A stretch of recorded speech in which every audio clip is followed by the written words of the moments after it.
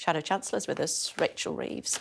We had Lord Lamont, Norman Lamont, marking the homework of the present Chancellor a few moments ago. How do you think he did? Well, there wasn't anything yesterday that remotely compensates for the tax increases that we've had under the Conservatives these last 4 years. And the Office of Budget Responsibility, the independent arbiter of everything financial statement related, has said not only is the tax burden now at a 75-year high, but that it will increase in every year over the next 5 years. Depends which papers you look at this morning. Well, that's the Independent Office for Budget Responsibility. Yeah, it's still, you know, perception is reality. Universal credit up 6.7%, minimum wage up by 10%, taking over the centre ground ahead of putting themselves on an election footing.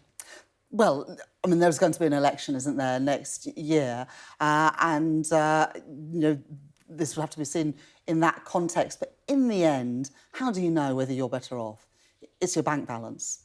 And the truth is that this will be the first Parliament ever where real disposable incomes are going to be lower at the end of it than they were at the beginning. And people can see that when they look at their bank statements, when they log into their bank accounts and see that the taxes that are being taken, the mortgage payments going out, the gas and electricity bills, which Ofgem say today again are going to rise in January, are all putting big pressure on the family finances, and the tax increases that have already been announced take more money than the Chancellor gave back yesterday. How would you cut taxes?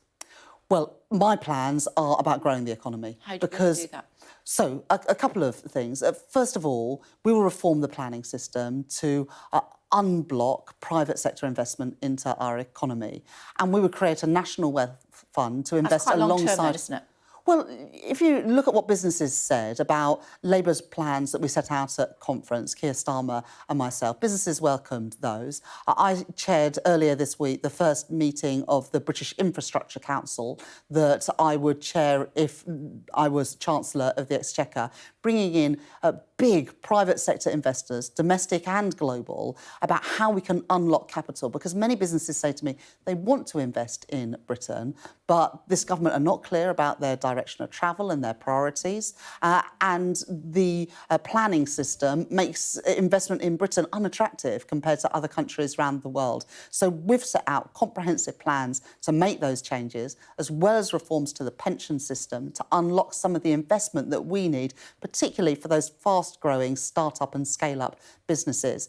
And I am confident, and businesses are confident, that if we do those things, we can get our economy growing. And of course, you would have seen that yesterday in the forecasts, the rate of economic growth has been downgraded next year, the year after, and the year after that. We need to turn that around, and that would be my priority. I did see that, but I also saw that big car companies in the North East are securing jobs there. The Chancellor is in North Wales this morning talking about securing jobs there as well. So he would say he's also growing the economy, but it's a long-term plan.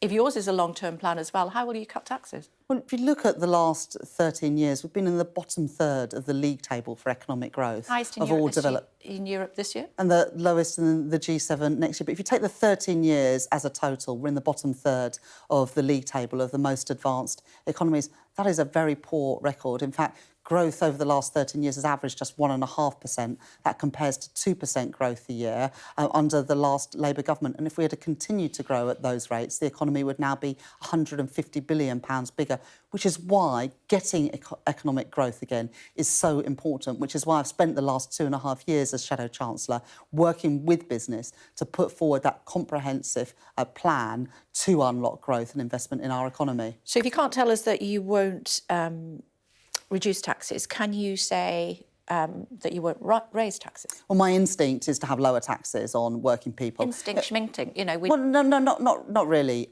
Kay, because when the Conservatives just 2 years ago tried to push up national insurance, that was when Rishi Sunak was Chancellor, wanted to increase national insurance on working people. Well, he's cut it now, but his instinct was to increase it.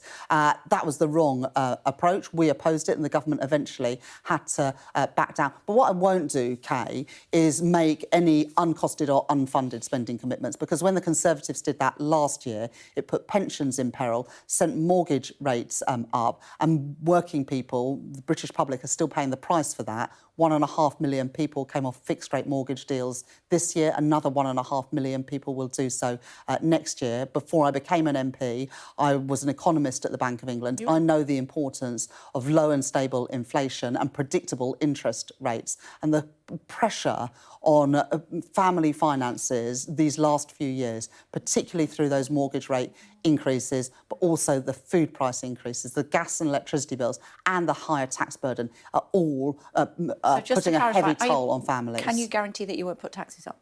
Well, we'll set out all of that in our manifesto, well, we'll set it out in our manifesto. Okay. The election hasn't been called yet, but when the Conservatives have tried to increase taxes on working people, we've opposed them. When they've cut them, we've supported them. So I think that shows where my priorities lie. OK, just while you were talking about the Bank of England, interest rates in particular, we know that the banks were called in by the Chancellor because interest rates are going up, but they're not increasing savings by the same rate. What would Labour do?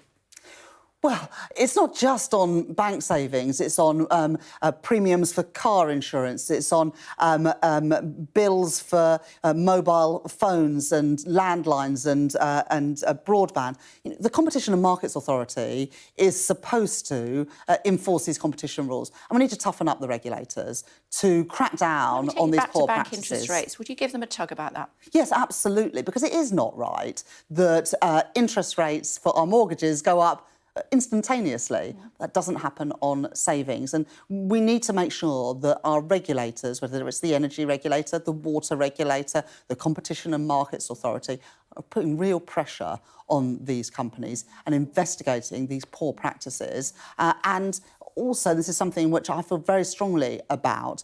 When you are a loyal customer, you shouldn't be ripped off, but too many businesses don't put loyal customers on the best rates, and that is wrong.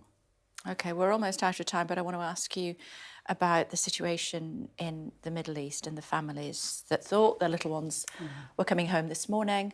That's been put back for at least 24 hours. Thought for British hostages this morning and their families? And all hostages and their families. It is just so awful. It's 7th of October, it's weeks now, not knowing, not hearing the conditions of the person you love the most, and particularly the children, but also you've got elderly people who need access to medicine, and they've been locked in tunnels in who knows what conditions. So much hope yesterday that prisoners were going to be released today. Let's hope it's tomorrow. Let's hope that deal can be got across the line. So important that those hostages are released, but also that support can get into Gaza. But that won't happen until the hostages are released. So I urge Hamas, a terrorist organisation, to finally do the right thing and release those hostages. OK, we appreciate you taking the time. Thanks for indulging us, Shadow Chancellor. Thanks very much indeed. Thank you, Kay.